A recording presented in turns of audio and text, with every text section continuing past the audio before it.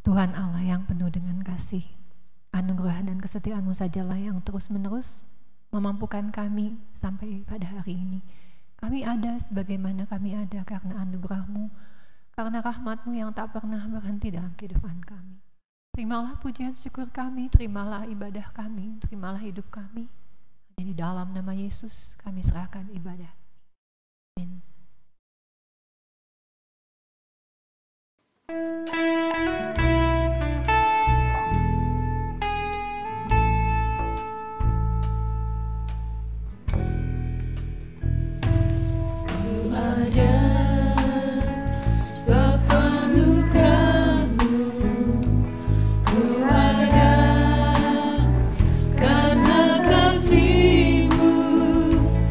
Tuhan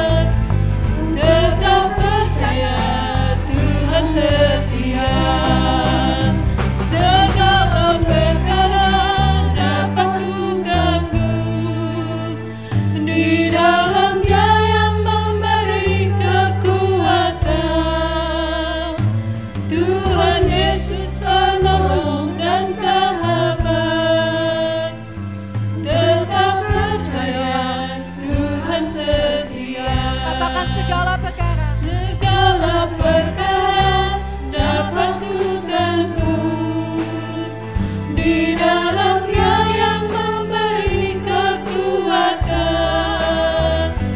Tuhan Yesus penolong dan sahabat, tetap percaya Tuhan setia,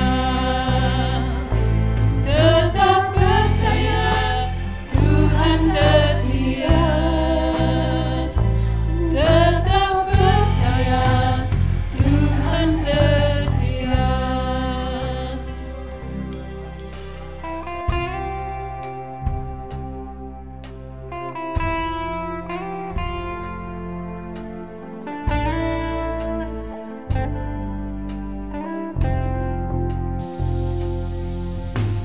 Tangan Tuhan tak kurang panjang untuk selalu menolong hidupku. Telinganya tak kurang tajam untuk mendengar seruan hatiku. Tangan Tuhan tak kurang panjang untuk selalu menolong hidupku. Telinganya tak kurang tajam untuk mendengar seruan hatiku. Ada mujizat dalam bersyukur, Engkau tempat perlindunganku. Tuhan, imanku tetap teguh dalam-Mu. Ku menang bersama-Mu.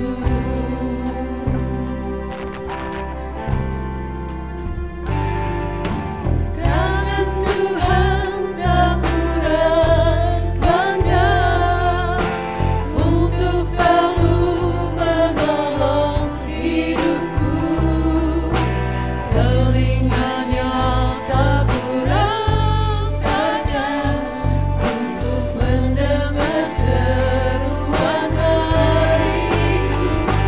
Ada mujizat dalam bersyukur, Engkau tempat perlindunganku. Tuhan, imanku tetap teguh dalam-Mu.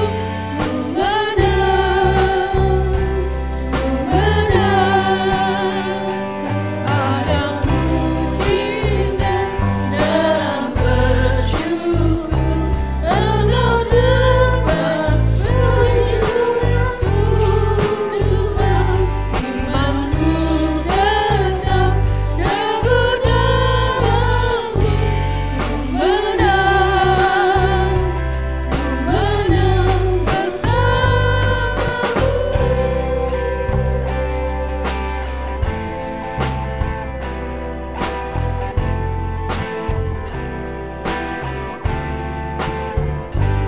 Ada mujizat dalam bersyukur, Engkau tempat perlindunganku.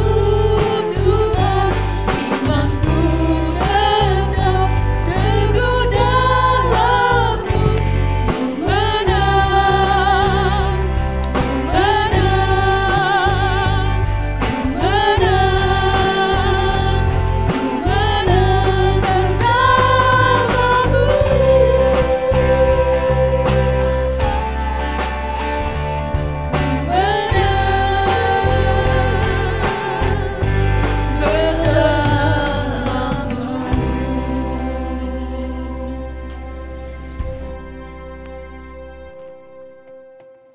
Terima kasih Tuhan untuk kekuatan yang Tuhan berikan, sehingga kami memiliki kekuatan untuk memuji Engkau Tuhan. Dalam keadaan apapun Tuhan, kami bersyukur bahwa Engkau tetap setia, Engkau memberi kekuatan kami untuk melewati hari-hari yang Tuhan izinkan bagi kami, Tuhan. Terima kasih Tuhan, biarlah firman Allah yang kami nyanyikan, Tuhan, itu menjadi bagian kami, menjadi bekal bagi kami, Tuhan, menjadi pujian-pujian kami, Tuhan, senantiasa di dalam kami melewati hari-hari yang Tuhan sediakan bagi kami. Dan kembali Tuhan, biarlah telinga kami, Tuhan, menjadi telinga seorang murid, Tuhan. Kami akan belajar kembali, Tuhan, menyimak kebenaran firman-Mu, Tuhan. Menjadi kekuatan bagi tubuh, jiwa, dan roh kami, Tuhan Yesus. Engkau sendiri yang akan menolong. Pakai hamba-Mu, Tuhan, untuk memaparkan kebenaran firman-Mu ini, Tuhan. Dan Roh Kudus tentunya yang akan menerangi hati dan jiwa kami. Terpujilah nama-Mu di dalam nama Tuhan Yesus Kristus. Haleluya. Amin. Shalom, selamat pagi saudara yang dikasihi oleh Tuhan. Semoga saudara semua dalam keadaan yang baik. Ya, yang sakit sudah pada sembuh. Ya, saya dengar beritanya Tuhan menolong supaya semua segera pulih sempurna. Oke saudara, hari ini kita akan lanjutkan ya pembahasan firman Tuhan. Bila di sebelumnya saya mengajak kita belajar mengenai materai ke-1 sampai ke-5 ya, belum selesai waktu itu ke-7 materai. Hari ini kita lanjutkan dengan materai ke-6 ya. Kita akan membaca Wahyu pasal 6 ayat 12 sampai 14.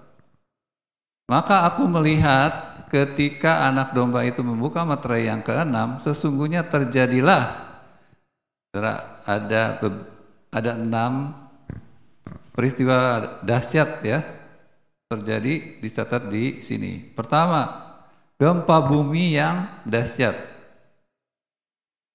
Seberapa dahsyat nanti kita akan cari tahu ya.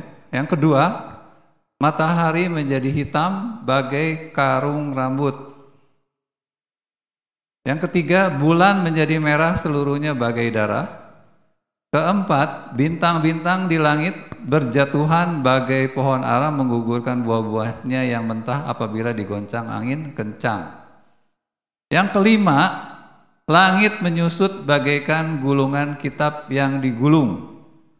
Yang keenam adalah pulau-pulau dan gunung-gunung tergeser dari tempatnya. Kalau saudara bandingkan dengan yang kemarin kita pelajari itu materai keempat ya, yang kematian sampai 1/4 bumi, lalu penyebab kematiannya macam-macam ya, ada penyakit, sampar, ada kecelakaan, ada binatang buas dan sebagainya. Namun kalau saudara bayangkan ya gambaran dari materai ke-6 ini lebih dahsyat, terutama ya saudara ya, menurut saya yang paling bikin kita kebayang itu adalah yang keempat. Bintang-bintang di langit berjatuhan. Ini ya, karena kalau kita belajar tentang bintang, matahari itu adalah bintang ya kan? Dan ada bintang-bintang yang jauh lebih besar dari matahari. Bayangin kalau bintang-bintang banyak berarti kan jatuh. Nah di sini memang tidak dijelaskan jatuhnya kemana ya. Jatuh pasti ada banyak sekali yang mungkin pecahannya itu nanti menimpa bumi. Nah itu mengerikan sekali ya saudara. Karena yang namanya bintang itu besar, yang kita tahu besar-besar ya. Karena sama dengan matahari ya. Jadi ini bukan peristiwa yang sederhana. Nah lalu kita pengen mengerti ya, ini sebetulnya apa? Ternyata kalau saudara cari tahu itu nanti akan ditemukan di bagian lain ya. Tapi sebelumnya kita lanjutkan dulu ke materai ke ayat berikutnya ya, 15 dan 16. Nah ini saudara, jadi akibat peristiwa-peristiwa itu bagaimana reaksi dari orang-orang ya. Dan di situ kan Wahyu 6 ayat 15 sampai 16. Dan raja-raja di bumi ya kan. Berarti ini lagi di bumi masih banyak orang ya, banyak kerajaan. Pembesar-pembesar Pembesar-pembesar ini bisa diartikan pejabat-pejabat pemerintah ya saudara. Raja-raja, lalu di bawahnya itu pembesar-pembesar itu pejabat-pejabat, lalu perwira biasanya dihubungkan dengan angkatan-angkatan bersenjata ya, tentara-tentara, polisi di situ. Lalu orang-orang kaya tentu kita tahu ya, pengusaha-pengusaha. Lalu yang kelima adalah orang-orang berkuasa, arti orang-orang yang berpengaruh, mungkin tokoh-tokoh masyarakat ya, lebih cocoknya orang-orang yang berpendidikan, mungkin para dosen, para guru, orang-orang pintar gitu ya. Ini masuknya di sini semua. Lalu yang keenam itu adalah budak-budak dan orang merdeka. Nah, orang merdeka ini kalau di Alkitab itu adalah budak-budak yang sudah dimerdekakan, sudah dibebaskan. Jadi ini kelas bawah ya saudara ya. Kalau zaman sekarang sudah bukan zaman perbudakan, tapi mungkin ini masuknya kalau sekarang itu yang cocok itu adalah kelas pekerja ya. Orang-orang yang biasa ya, bukan tokoh-tokoh masyarakat, hanya pekerja ya, yang hanya orang biasa. Nah ini, jadi ada 6 kelompok, tadi ada 6 bencana besar ya, fenomenanya besar-besar itu di situ ada 6 jenis, lalu ada 6 jenis orang gitu ya, ada 6 kelompok manusia. Melihat peristiwa itu mereka bersembunyi ke dalam gua-gua dan celah-celah batu karang di gunung ya. Saudara mungkin ingat tentang gunung batu ya. Tempat pelindungan itu adalah celah gunung batu. Mereka bersembunyi di situ dan mereka berkata, ya ini yang aneh ya, berkata kepada gunung-gunung dan kepada batu-batu karang itu, runtuhlah menimpa kami dan sembunyikanlah kami terhadap Dia. Ini ya saudara, yang duduk di atas tahta dan terhadap murka anak domba itu. Sembunyikanlah kami terhadap Dia. Terhadap Dia itu bisa Allah Bapa, juga termasuk Yesus dan Roh Kudus. Yang duduk di atas tahta terhadap murka anak domba, berarti terhadap Yesus ya. Tapi di sini ada kata murka. Jadi Yesus ini artinya apa saudara? Ini mengacu kepada kedatangan Kristus. Sudah pasti ya saudara ya. Nanti kita akan menemukan ayat-ayat yang lain sebagai penguat dari bagaimana kita menafsirkan Materai ke-6. Karena ini ada kata-kata seperti ini. Jadi mereka itu bukan takut bersembunyi di celah-celah gunung hanya karena ada gempa, ada bintang jatuh. Itu cukup bersembunyi saja sudah aman, saudara ya. Mestinya. Ya, karena gunung batu itu tempat perlindungan yang teguh. Tetapi mereka menambahkannya ya, di ayat 16 itu ditambahkan dengan runtuhlah, bahkan ingin mati gitu ya saudara ya. Udah bersembunyi masih pengen ingin mati, kan aneh saudara. Ternyata yang cocok dengan ini adalah karena mereka melihat Yesus turun ya. Itu sangat mudah ditebak ya. Ini berarti adalah Materai ke-6 ini artinya adalah kedatangan Kristus. Nah makanya kenapa menafsirkan kitab Wahyu enggak bisa diurut dari pasal 1 sampai 22 itu berdasarkan kronologis yang berurutan, karena nggak akan cocok. Tapi yang benar itu adalah paralelisme. Jadi Wahyu pasal awal-awal ya, terutama 2 dan 3 itu mengenai gereja. Gereja dari awal ya, akhir zaman. Sekali lagi, akhir zaman itu bukan nanti, tetapi sejak Kristus naik ke sorga ya, sejak gereja awal itu sudah akhir zaman. Itu kata Alkitab. Sudah semua digenapi ya. Tentang 7 gereja tetap berlaku, nasihatnya berlaku, tegurannya berlaku, pujiannya berlaku buat semua gereja sampai nanti Yesus datang kedua kali. Lalu Materai 1 sampai 6 itu terus terjadi berulang-ulang, tapi 6-nya enggak, 6-nya itu Yesus datang. Jadi 1 sampai 5 gitu Saudara.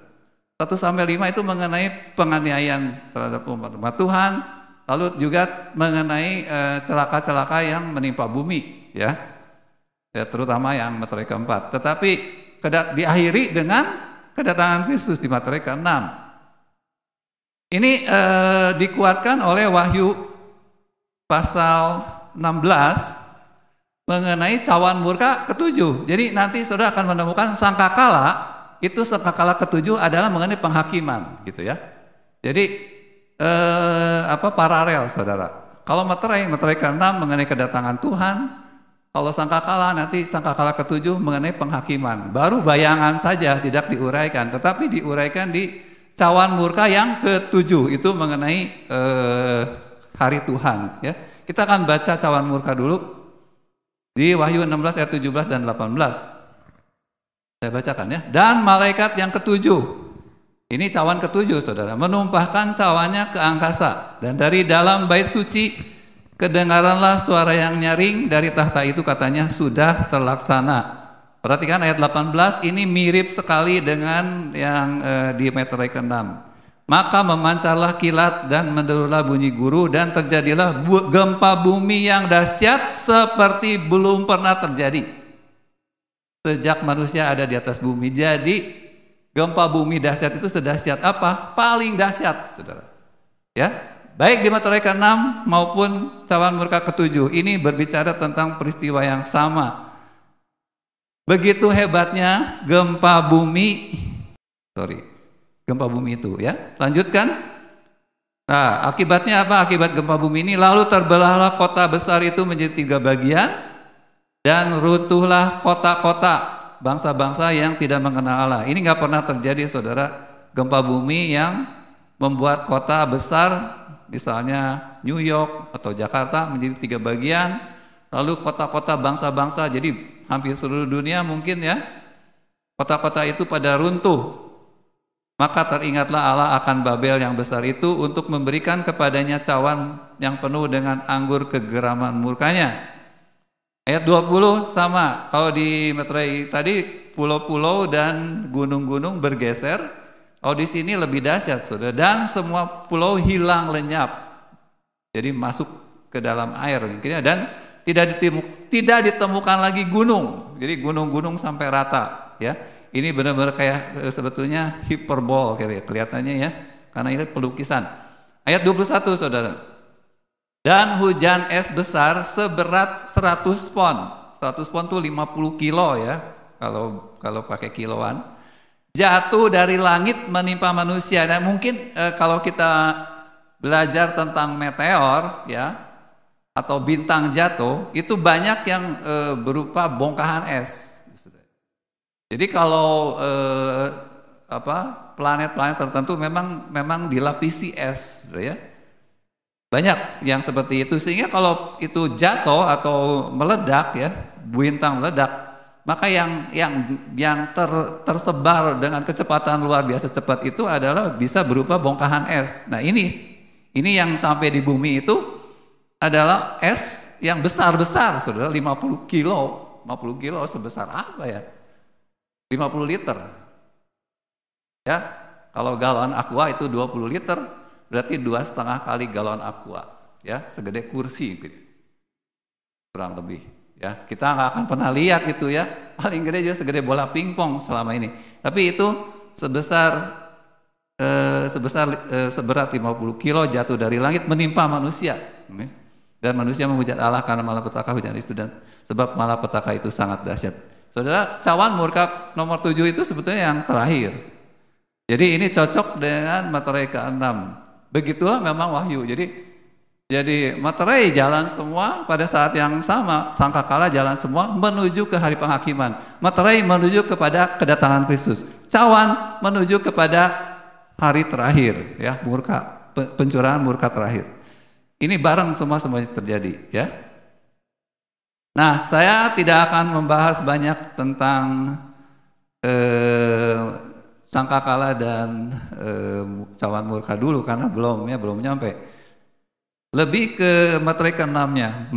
Meterai ke-6 itu jelas tentang kedatangan Kristus. Kita bisa temukan penguatan dari nubuat Tuhan Yesus di Matius 24 ya. Matius 24 itu lebih dipadetin gitu ya. Lebih singkat Yesus ngomongnya, jadi urayanya di Wahyu pasal 6 dan tadi Wahyu yang tentang cawan murka. Kita lihat di Wahyu Matius 24 ya, ayat 29 sampai 30 ya. 31. Segera sesudah siksaan pada masa itu matahari akan menjadi gelap, ya. Tadi ya sama ya, matahari menjadi hitam, di sini jadi gelap, dan bulan tidak bercahaya, dan bintang-bintang akan berjatuhan. Ini yang sama persis ya. Bintang-bintang akan berjatuhan dari langit, dan kuasa-kuasa langit akan goncang. Ya, kuasa-kuasa langit itu sebetulnya planet-planet bisa disebut ya. Dan ayat 30, pada waktu itu akan tampak, nah ini yang belum disebut di Wahyu ya.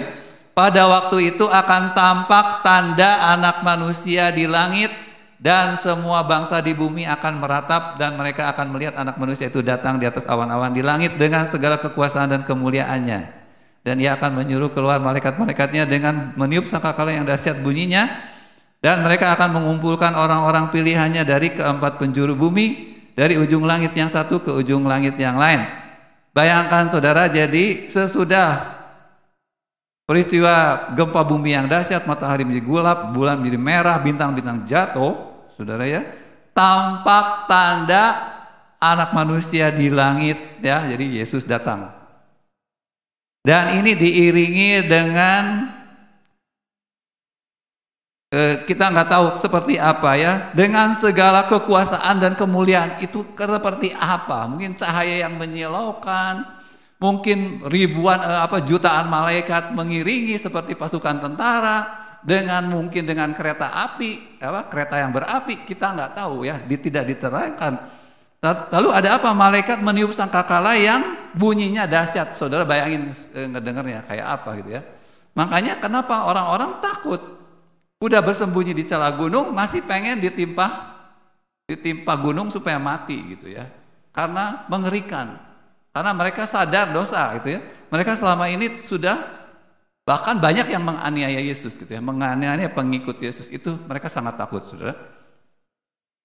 Ya, tetapi di sisi lain ada peristiwa lain yang terjadi, yaitu malaikat-malaikat ini mengumpulkan orang-orang pilihan dari keempat penjuru bumi. Ini bisa diartikan adalah kebangkitan orang-orang mati, termasuk pengangkatan. Kalau saya percaya inilah pengangkatan, karena berbarengan Yesus datang di awan lalu kita diangkat ya. Itu menurut Timotius, Rasul Paulus menulis, kita sekali-kali tidak mendahului orang yang mati dibangkitkan. Orang mati dibangkitkan dulu, baru yang hidup diangkat gitu ya. Nah, tapi itu tidak terlalu penting sebetulnya yang mana duluan ya, karena ada banyak pendapat diangkat dulu gitu ya sebelum masa aniaya. Lalu kebangkitan orang matinya kapan? Kalau kebangkitan orang matinya ketika Yesus datang sesudah masa 3,5 tahun, itu bertentangan dengan suratan Tesalonika ya, bukan Timotius, Tesalonika 4 ya. Jadi kalau saya sih mendingan pegang yang ayatnya bunyinya apa gitu ya, sesuai bunyinya begitu. Tapi itu tidak terlalu penting, yang penting sebetulnya kita termasuk orang-orang yang akan diangkat atau tidak gitu ya. Itu jauh lebih penting, saudara. Oke, tapi ini akan terjadi ya, cepat atau lambat ini akan terjadi, entah kita akan melihat atau kita sudah meninggal ya ketika ini terjadi. Karena hari kedatangan Tuhan itu pasti kita memang belum terjadi. Ya, dan hanya sekali. Jadi materai ke-6 itu ya penggenapannya hanya sekali. Ya, nanti. Nah, tapi materai 1 sampai 5 itu ya terus-menerus terjadi selama materai ke-6 ini belum datang. Nah, saudara, jadi fokus kita hari ini ke kedahsyatan hari Tuhan, ya. Hari Tuhan itu bagi orang-orang tidak percaya itu adalah hari penghakiman, penghukuman, ya, murka. Tetapi bagi kita itu adalah hari pembebasan, hari kemenangan, hari kita bertemu dengan Tuhan. Ya, di dalam 2 Petrus pasal 3, Rasul Petrus menasehati, ya, menyangkut hari kedatangan Tuhan, sikap kita harus bagaimana, gitu ya. Saya bacakan, saudara ya, ayat 10. Tetapi hari Tuhan akan tiba seperti pencuri. Pada hari itu langit akan lenyap dengan gemuruh yang dahsyat, dan unsur-unsur dunia akan hangus dalam nyala api, dan bumi dan segala yang ada di atasnya akan hilang lenyap. Jadi, jika segala sesuatu ini akan hancur secara demikian, perhatikan nasihat Rasul Petrus, betapa suci dan salehnya kamu harus hidup. Nah, saudara, ini kita nyampe enggak gitu pikiran seperti ini ya. Tapi hari ini diingatkan. Jadi saudara harus kita harus banyak merenung sampai kita setuju dengan Rasul Petrus ya. Kenapa begitu ya? Kenapa harus suci dan saleh gitu ya? Artinya saudara, kita tuh nggak fair kalau kita diselamatkan dengan cuma-cuma ya. Lalu kita tidak kena hukuman karena kita tuh tidak lebih baik hidupnya. Hidup kita masih sama aja berdosanya ya. Rajin berdosanya dengan orang-orang yang nanti dihukum Tuhan di hari kedatangan Tuhan. Orang-orang ketakutan sampai bersembunyi di celah gunung dan ingin mati. Sementara saudara diangkat hidup-hidup. Padahal saudara hidupnya sama aja dosanya gitu. Tidak fair saudara. Dan saudara sebenarnya sama aja dengan menghina ya kemuliaan dari penghakiman itu sendiri. Tuhan tidak mungkin melakukan hal itu. Tidak bisa saudara. Jadi kita memang diselamatkan oleh anugerah. Tetapi penghargaan kita terhadap anugerah yang mahal. Kenapa? Karena kalau saudara tidak dapat anugerah, saudara juga akan sama. Waktu Tuhan datang, saudara pasti ingin ditimpa gunung-gunung. Saudara pasti sangat ketakutan sampai ingin mati. Kita melihat Yesus turun dari sorga di langit-langit, di awan-awan. Jadi saudara, kita tuh harusnya menghargai keselamatan ini dengan hidup sesuci-sucinya dan sesaleh-salehnya ya. Yaitu kamu yang menantikan dan mempercepat kedatangan hari Allah. Pada hari itu langit akan binasa dalam api dan unsur-unsur dunia akan hancur karena nyalanya, tetapi sesuai dengan janjinya.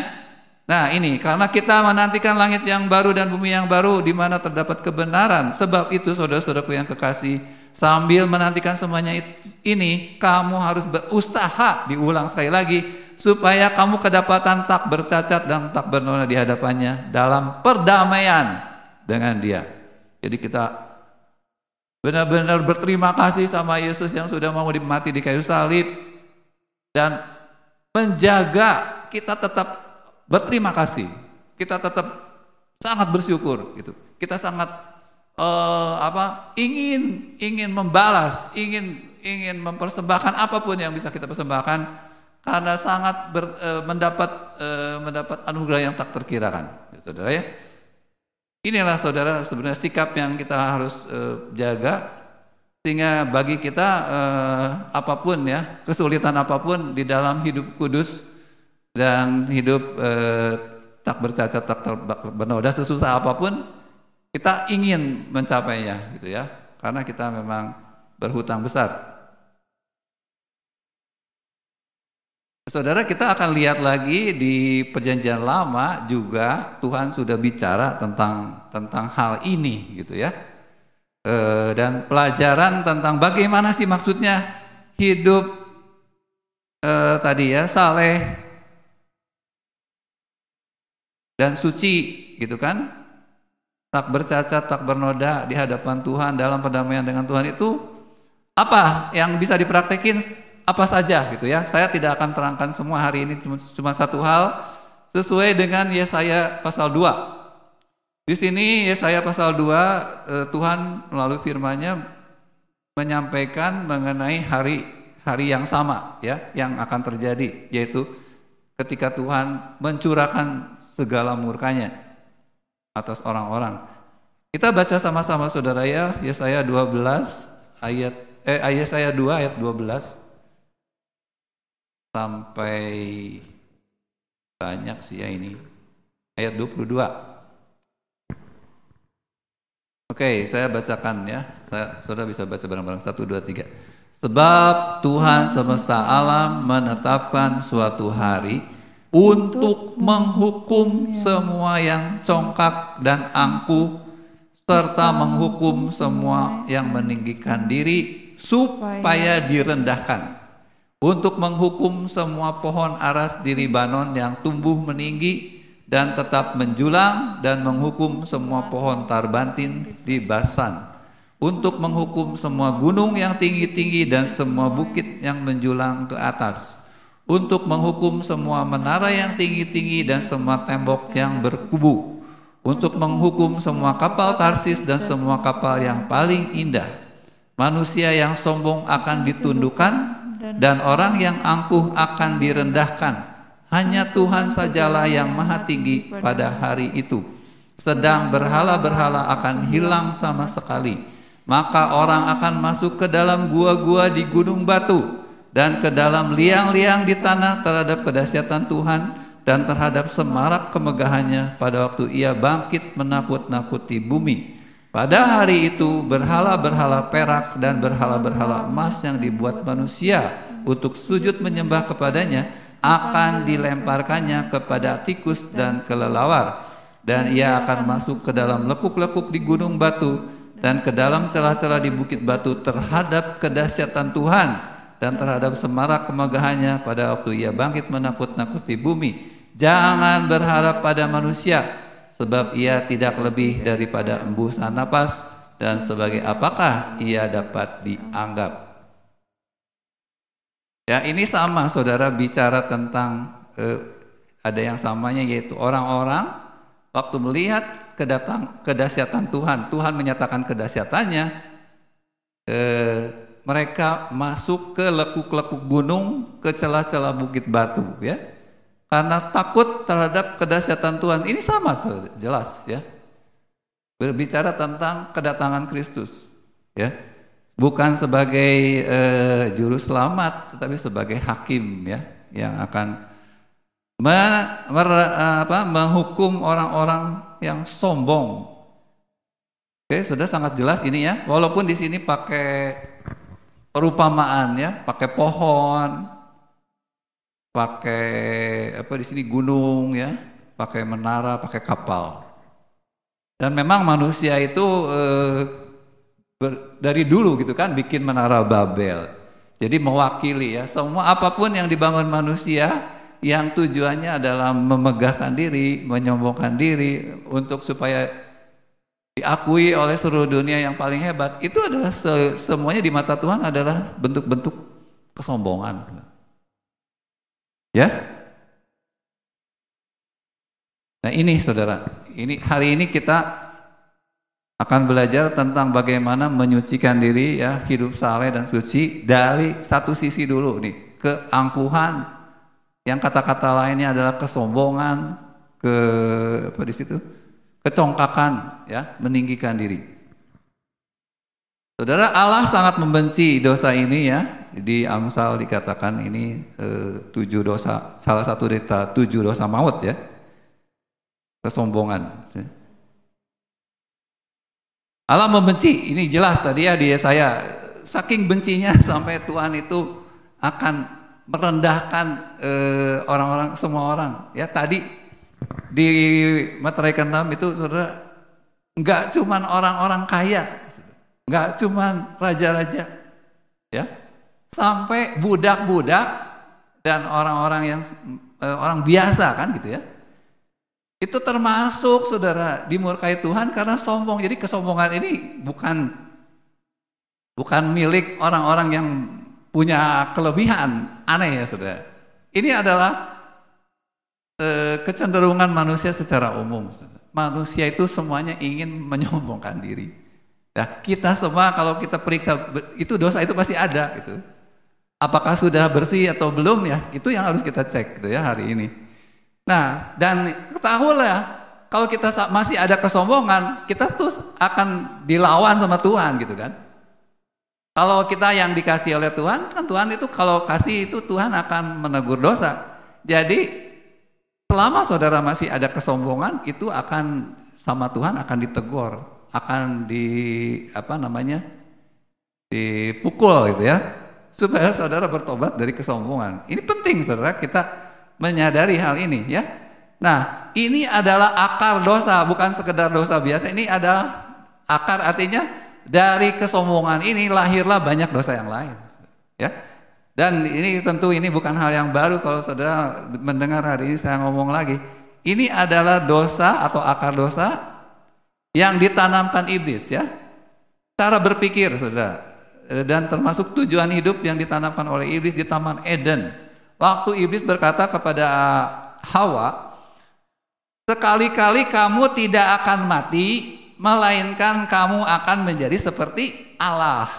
Itulah, dan Hawa senang gitu, ya.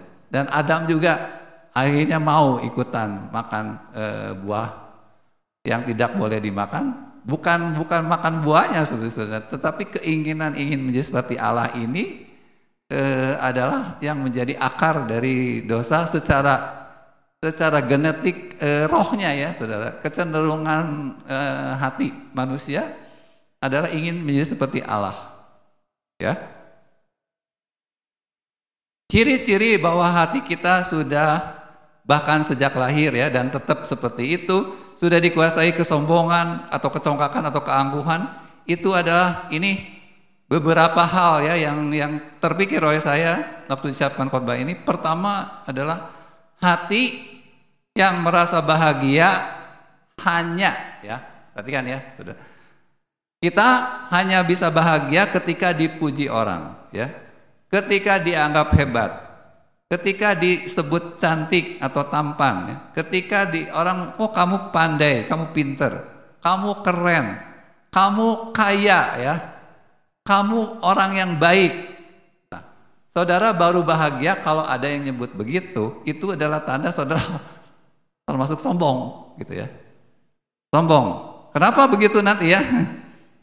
Lalu dan saudara sedih dan sebaliknya. Saudara sedih atau saudara tersinggung, saudara tidak terima waktu orang bilang kamu kurang baik, kamu kurang benar, kamu kurang pinter, kamu biasa-biasa aja, kamu nggak cantik, kamu nggak keren, kurang keren, kamu nggak cukup baik. Saudara ada yang marah, ada yang tersinggung, ada yang murka gitu ya, ngamuk kalau dibilangin, disebut salahnya, kamu salahnya di sini. Gak terima, pengennya dipuji aja, pokoknya nggak mau tahu, pokoknya mah harap maklum, harus bisa nyenengin saya, gitu kan ya. Saya hanya terima pujian, saya tidak terima kritikan, saya tidak terima penilaian yang negatif, gitu kan ya.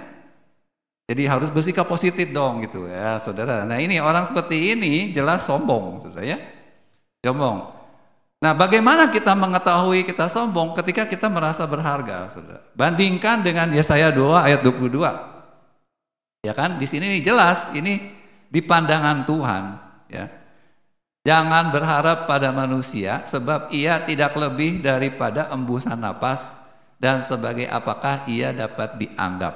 Artinya, saudara, kita ini manusia dengan manusia ya sama-sama tidak berharga. Tetapi maksudnya apa, saudara? Ada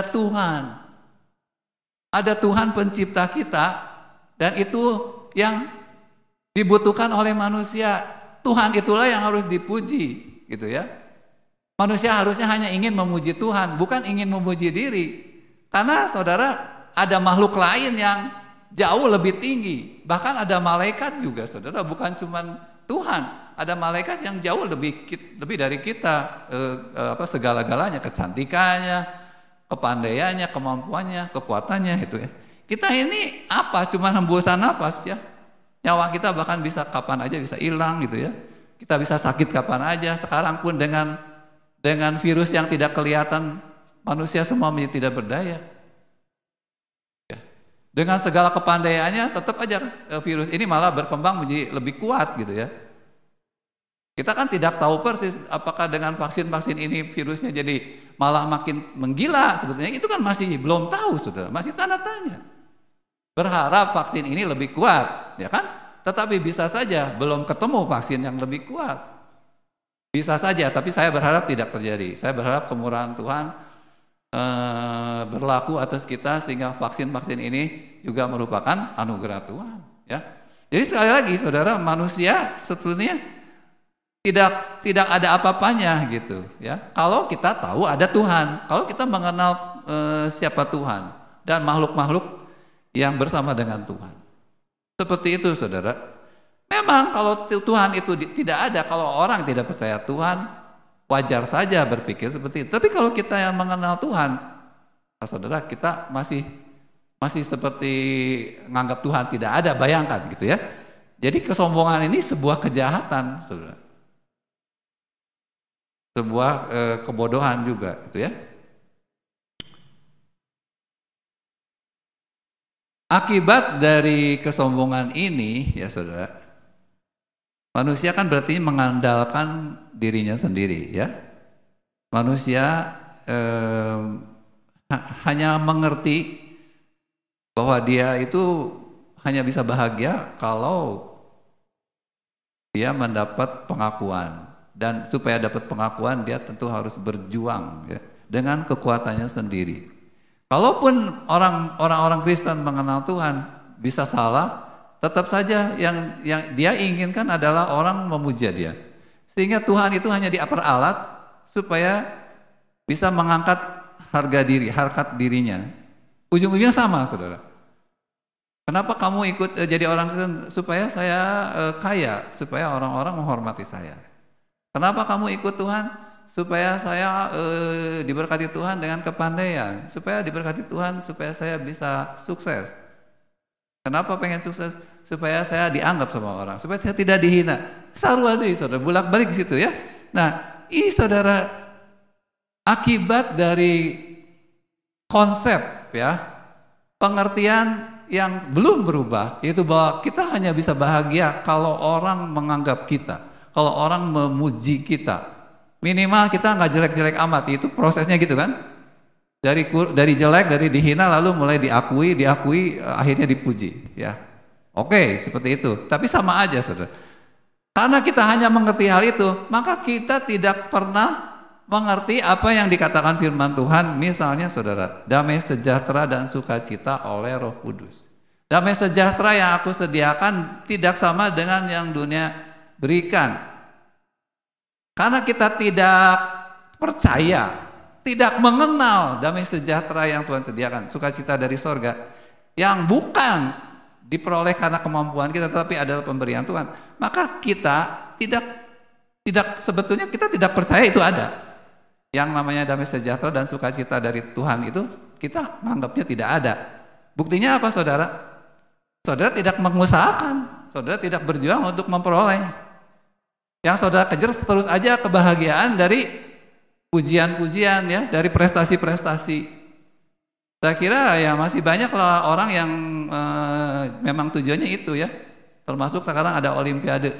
Ya sangat wajar kalau orang ingin jadi juara satu, dapat medali, bahagia kalau dapat gitu, ya. Itu manusiawi sekali. Tetapi kita di dalam Tuhan, ya, ada janji-janji Tuhan yang mana kita tidak perlu seperti itu. Hidup kita tidak perlu seperti itu, dan kalaupun itu tercapai, itu bukan tujuan, tetapi itu bonus saja, ya. Itu karena tugas-tugas kita di bumi. Ya, jadi saudara, orang yang tidak percaya bahwa Tuhan menyediakan damai sejahtera yang melebihi akal, sukacita karena keselamatan, ya, sukacita karena Allah mengasihi, itu sebetulnya pasti tidak akan mencari yang namanya kerajaan Allah serta kebenarannya. Sebab damai sejahtera dan sukacita oleh Kudus itu adalah bentuk kerajaan Allah. Kalau saudara mencari dan menemukan, saudara akan mendapat, ya. Karena saudara tidak percaya ada damai sejahtera yang dari Roh Kudus dan sukacita, maka saudara tidak akan mendapat janji-janji lain. Contohnya Matius 6 ayat 33, ya. Jangan kamu khawatir apa yang kamu makan dan kamu pakai, karena Tuhan mengetahui kamu membutuhkannya. Carilah dahulu kerajaan Allah serta kebenaran, maka semuanya itu akan ditambahkan. Mana bisa Tuhan menambahkan? Karena saudara tidak pernah mencari kerajaan Allah. Buktinya apa? Yang saudara cari adalah kerajaan di dunia. Pencapaian-pencapaian. Karena menurut saudara, yang namanya damai sejahtera dan sukacita itu adalah waktu saudara dipuji orang, waktu saudara berprestasi, waktu saudara tambah kaya. Ya. Jadi tidak pernah mencari kerajaan Allah, karena kalau saudara cari kerajaan Allah, harusnya saudara sudah tidak lagi ingin membahagiakan diri dengan mencari kerajaan dunia, tetapi mencari di dalam Tuhan.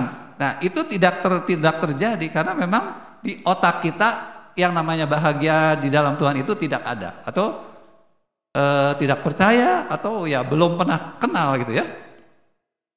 Jadi makanya kalau orang Kristen masih sama hatinya, hanya bahagia kalau saya tambah kaya, hanya bahagia kalau saya dipuji orang, kalau saya tambah pinter. Kalau saya juara, kalau saya mencapai kedudukan di masyarakat yang makin tinggi, saudara sebetulnya belum kenal Roh Kudus. Saudara boro-boro dipimpin Roh Kudus, ya. Sebetulnya Roh Kudus itu belum mendapat tempat di hati, ya. Boleh dibilang Roh Kudus itu sebetulnya ditolak, ya, atau didukakan, ya kan? Bisa saja saudara memang mendua, ya. Saudara sebetulnya sudah menikmati namanya damai sejahtera dan sukacita di dalam roh, ya. Sudah. Tetapi masih tetap ingin bahagia dengan cara dunia, gitu ya. Jadi mengejar kebahagiaan yang tadi. Itu ada di Ibrani pasal 6 ayat 4 sampai 8, saya nggak akan baca, ya.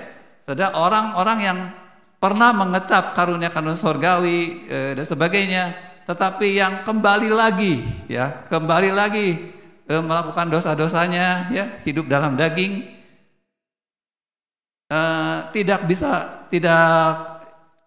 harus bertobat, gitu ya, tidak bisa diselamatkan, saudara. Orang seperti ini. Artinya, saudara, selama kita di dalam pikiran kita yang namanya bahagia itu adalah dipuji orang, ya, dengan segala pencapaian lahiriah, kita sebetulnya sedang dipimpin oleh keinginan daging. Dan orang yang dipimpin oleh keinginan daging tidak mungkin dipimpin oleh roh. Saudara harus bertobat, saudara, ya.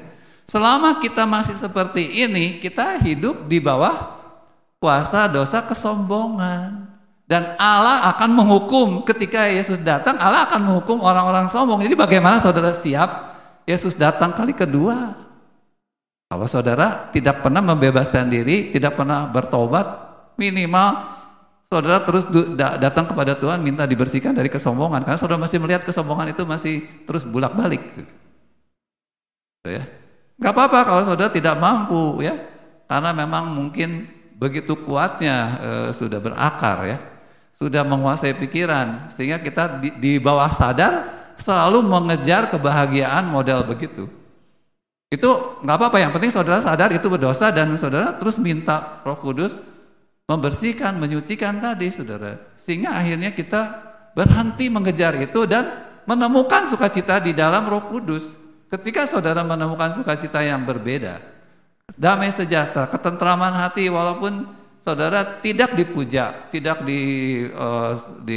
diakui oleh banyak orang karena memang saudara orang biasa-biasa saja, saudara bisa bahagia, saudara bisa merasa tentram, saudara sedang diberikan oleh Tuhan berkat-berkat melalui Roh Kudus, ya.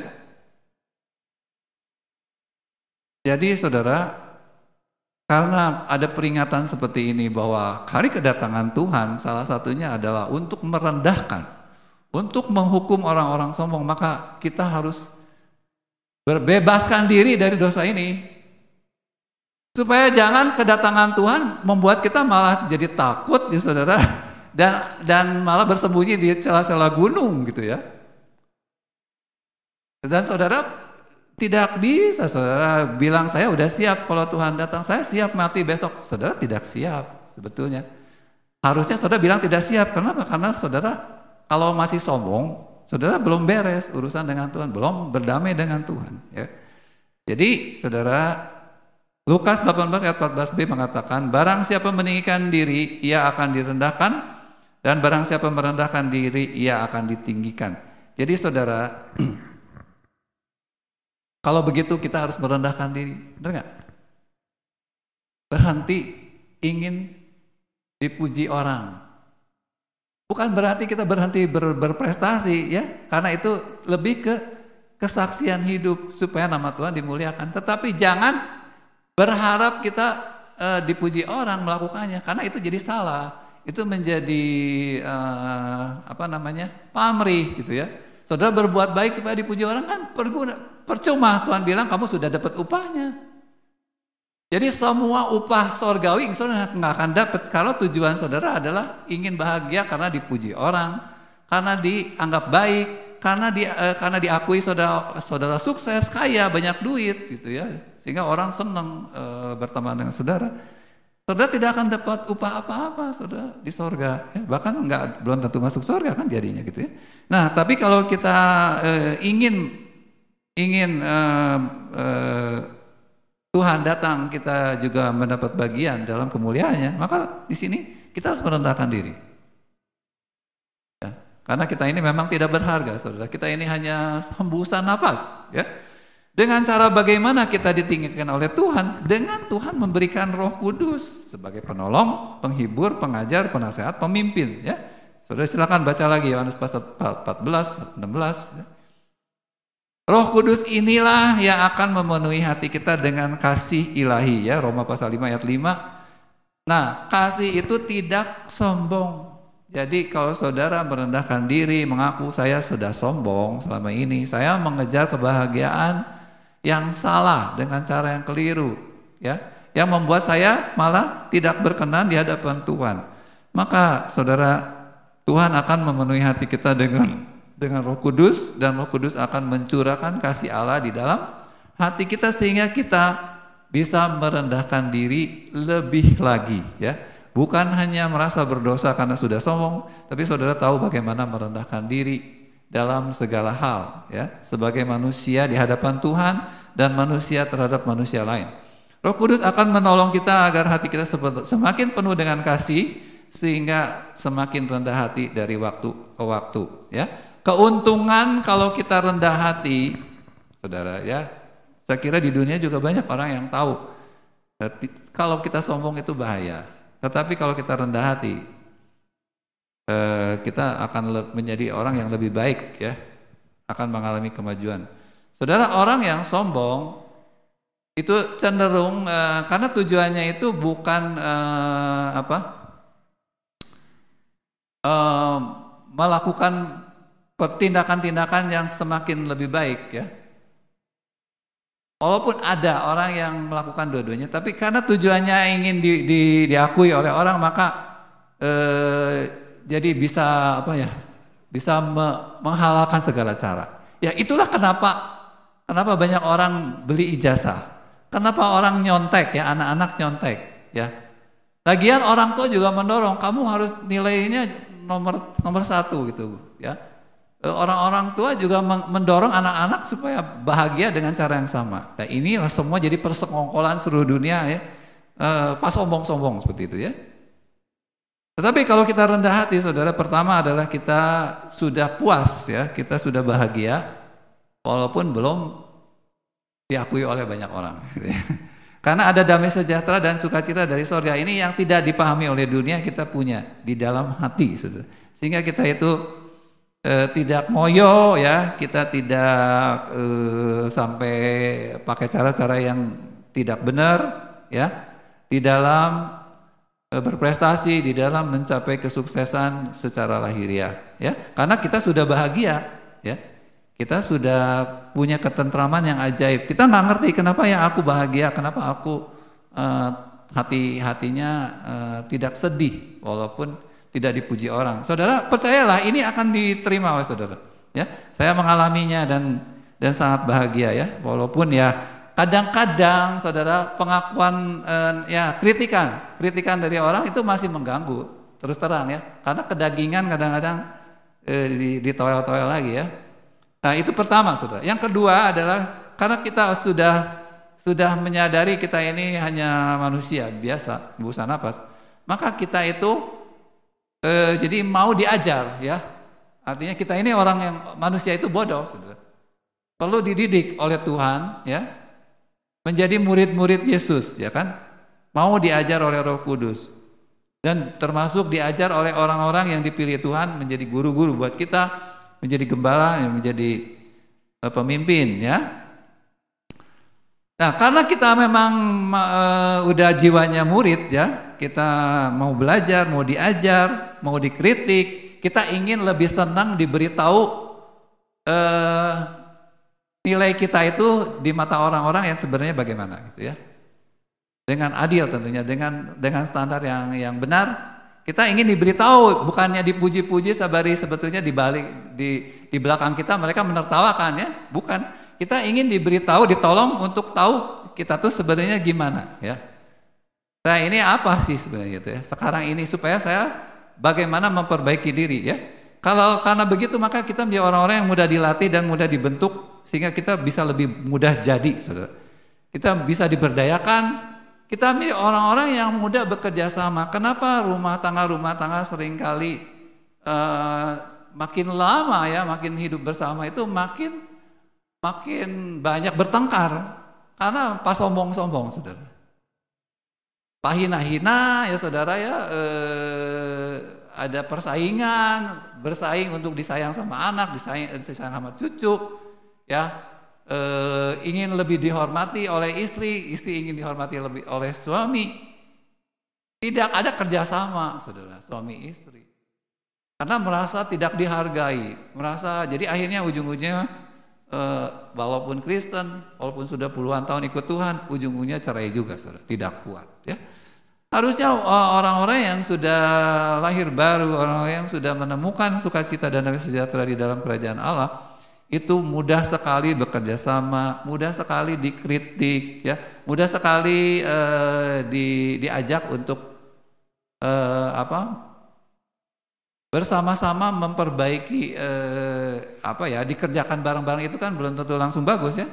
Tapi bagaimana memperbaiki bersama-sama dan tidak mudah menyerah, saudara. Karena sadar memang belum bagus gitu. Kan repot, saudara, kalau salah satunya selalu kamu mah ngeritik terus, kamu mah nggak kepake wae pekerjaan saya, dan memang belum kepake, saudara. Belum bagus, ya. Nah kan repot, saudara, jadinya nggak bisa kompak. Yang ada mau ngasih tahu di mana yang masih belum bagusnya, jadi nggak bisa, saudara. Jadi akibatnya apa? Ya udah malas jadinya nggak bisa kerjasama, saudara. Nah ini ya, itu dalam segala hal, bukan cuma rumah tangga ya, apalagi di dunia pekerjaan di mana dituntut, ya, kalau zaman sekarang itu teamworknya itu kan sangat penting, maka saudara nggak akan kepake kalau nggak rendah hati, ya. Di dalam Tuhan kekuatan dari doa itu kan kalau sehati. Nah, makanya kalau kita belum menjadi orang-orang yang rendah hati dan bahagia, puas, ya, dengan kasih Allah, maka susah untuk bersahati. Susah, saudara, karena saudara punya ego, masing-masing ingin diturutin maunya sendiri, ya. Yang lain harus nurut sama dia. Bagaimana bisa sehati, saudara? Bagaimana bisa rukun kalau masih ada kesombongan? Sama dengan di gereja, saudara. Sebuah gereja harusnya jadi tubuh Kristus, bisa mudah bekerja sama satu sama lain, ya, saling menopang, saling mendengarkan, lalu bekerja bersama-sama menemukan bagaimana bersama-sama melakukan sesuatu, itu kan apa yang Tuhan perintah. Ada kerukunan, ada keindahan, ada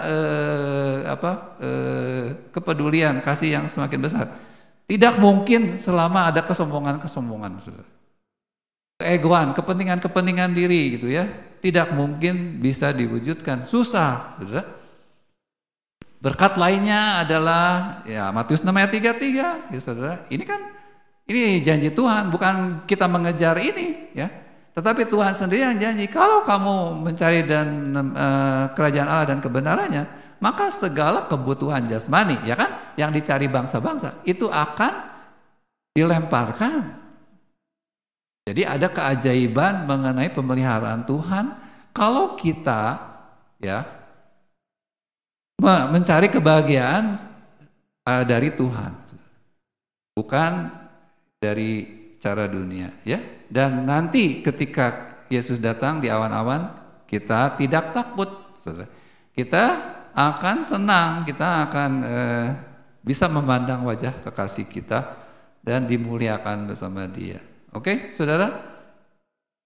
Saya kira hari ini firman Tuhan seperti yang sudah diuraikan ini mudah-mudahan menjadi jelas, ya saudara. Jadi kita siapkah kalau Tuhan datang dan kita masih hidup, ya? Apa yang akan terjadi gitu ya? Apakah kita masih mengukut bahasa Sunda namanya, dipelihara itu dosa kesombongan itu dan dianggap itu adalah modal. Mendingan sombong daripada apa cenah? Minder, ya. Di dalam Tuhan justru sombong itu adalah sumber celaka, ya, saudara, ya. Jadi biarlah kita boleh bertobat, ya. Dan percayalah, saudara mungkin tidak mengenal yang namanya damai sejahtera dan sukacita dari sorga. Tetapi percaya itu ada. Dan cari ya, ketok dan apa? Minta ya. Minta, cari, ketok gitu ya. Jadi sampai saudara dapat. Kejar ya. Alangkah bahagianya saya kira kalau kita sudah tidak lagi dikuasai oleh kesombongan, karena Tuhan akan meninggikan kita semua. Kita akan naikkan pujian basuh aku di dalam darah-Mu.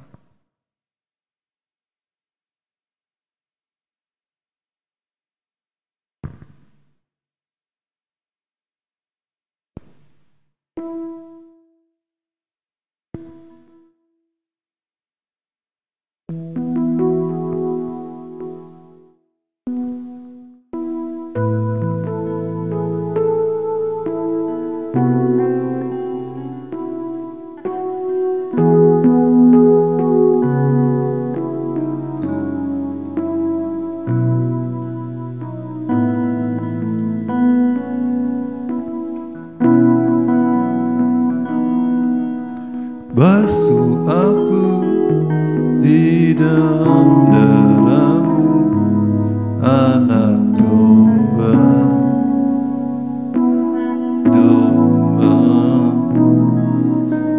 jamah bibir, luruskan hatiku dengan Roh-Mu.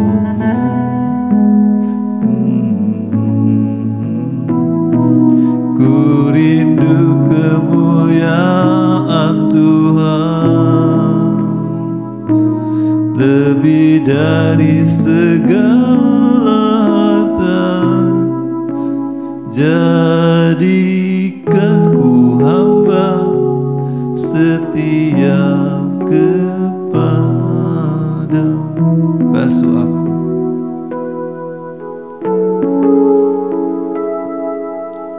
Basuh aku di dalam darah-Mu, anak domba.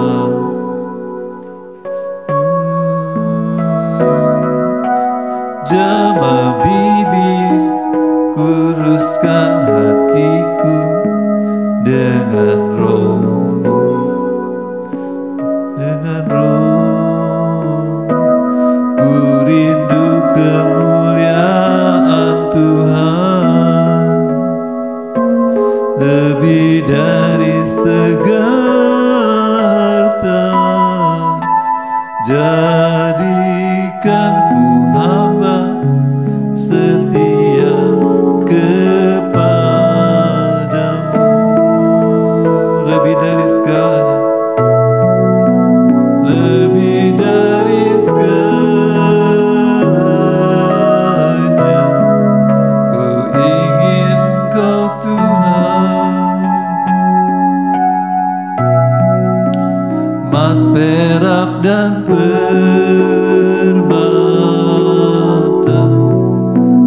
tiada artinya.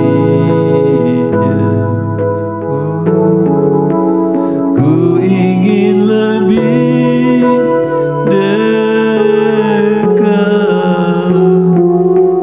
bersekutu dengan-Mu.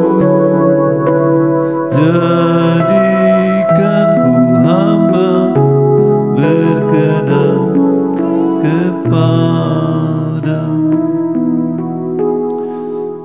Saudara, sungguhkah saudara bisa menyanyikan pujian ini? Bahwa lebih dari segalanya kita merindukan Tuhan. Bahwa emas, perak dan permata bukan itu yang membahagiakan hati kita lagi. Hanya Tuhan.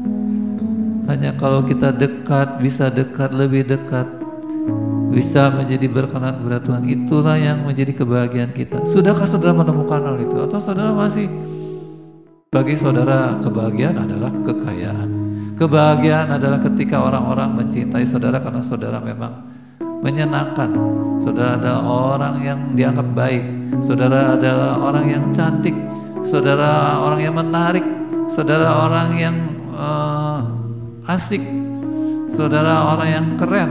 saudara orang yang pandai, saudara orang yang cekatan, saudara orang yang begitu banyak hal yang saudara berjuang supaya orang-orang menyukai saudara. Dan saudara berharap saudara bisa puas, saudara bisa bahagia. Dan saudara terus memikirkan hal itu setiap hari. Firman demi firman datang, tapi pikiran saudara selalu tidak pernah berubah. Saudara mendengar tentang kerajaan Allah dan kita harus mencari, tapi saudara tidak pernah mengerti bahwa kerajaan Allah adalah tentang damai sejahtera dan sukacita dan kebenaran oleh Roh Kudus. Saudara juga tidak pernah mengetahui, tidak pernah mengalami, dan saudara tidak tertarik, sehingga saudara tidak pernah ingin mempunyai damai sejahtera dan sukacita dari Tuhan.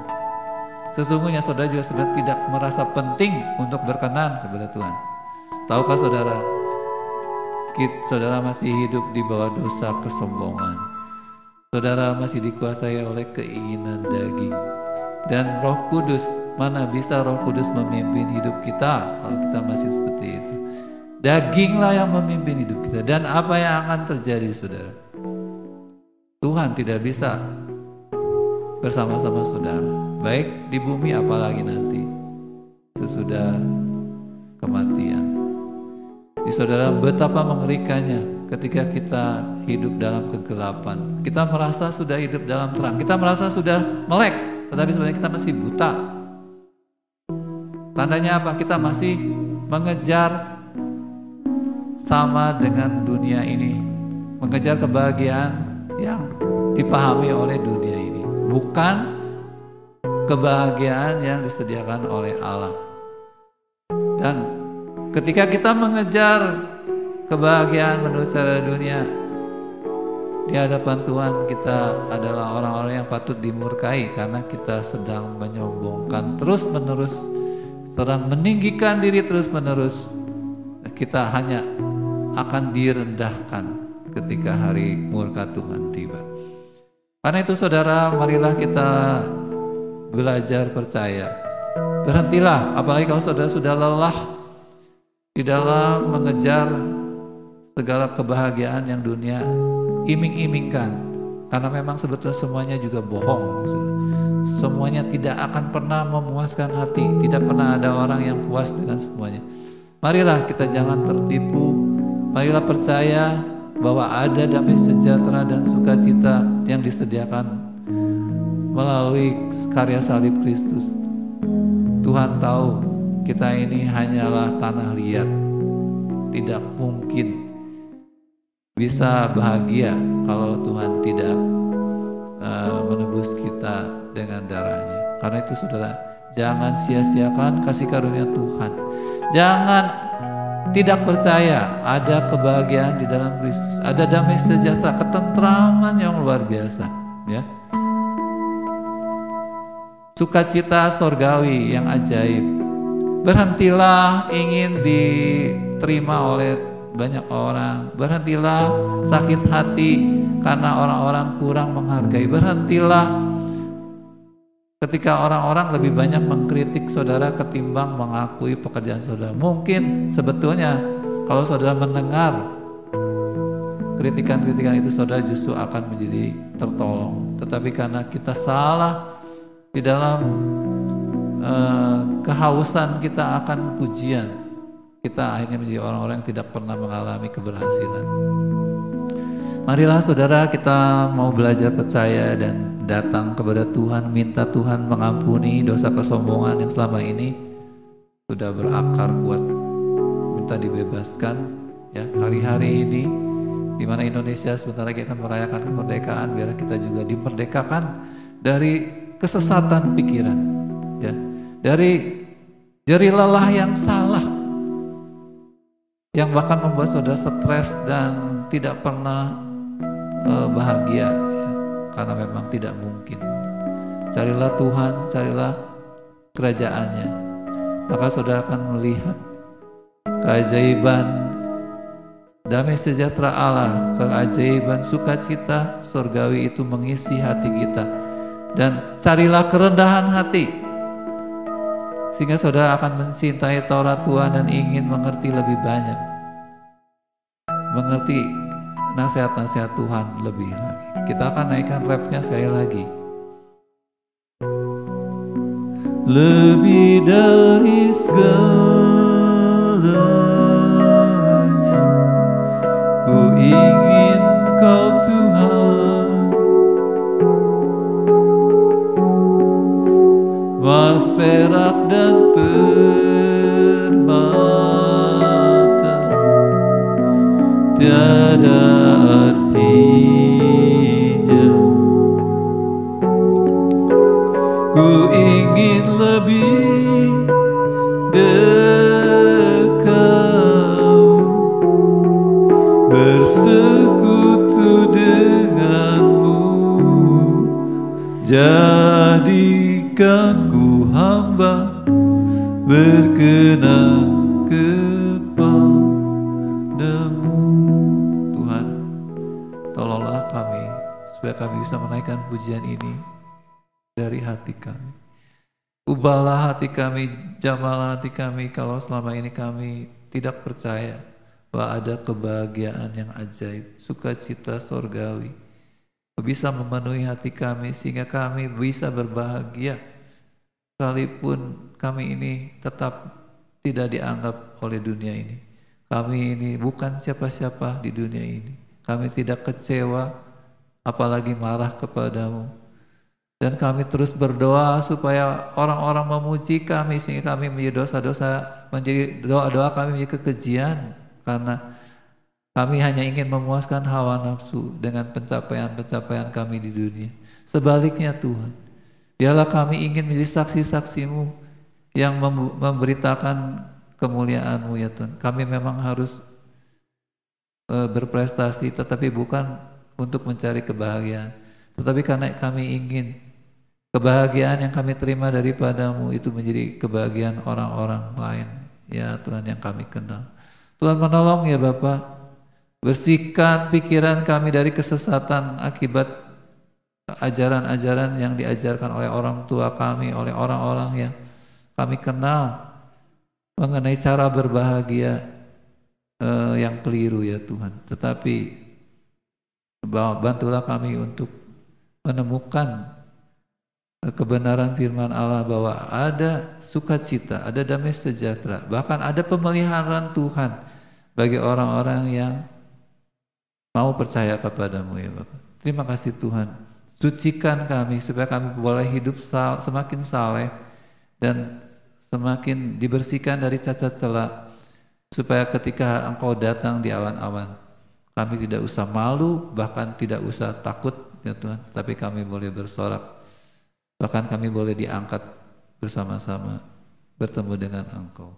Terpujilah nama-Mu, Tuhan memberkati jemaat-jemaat yang hari-hari ini sedang bergumul dengan kelemahan-kelemahan tubuh, dengan kelemahan-kelemahan jiwa ya Tuhan, dengan pikiran-pikiran yang mungkin selama ini dikuasai oleh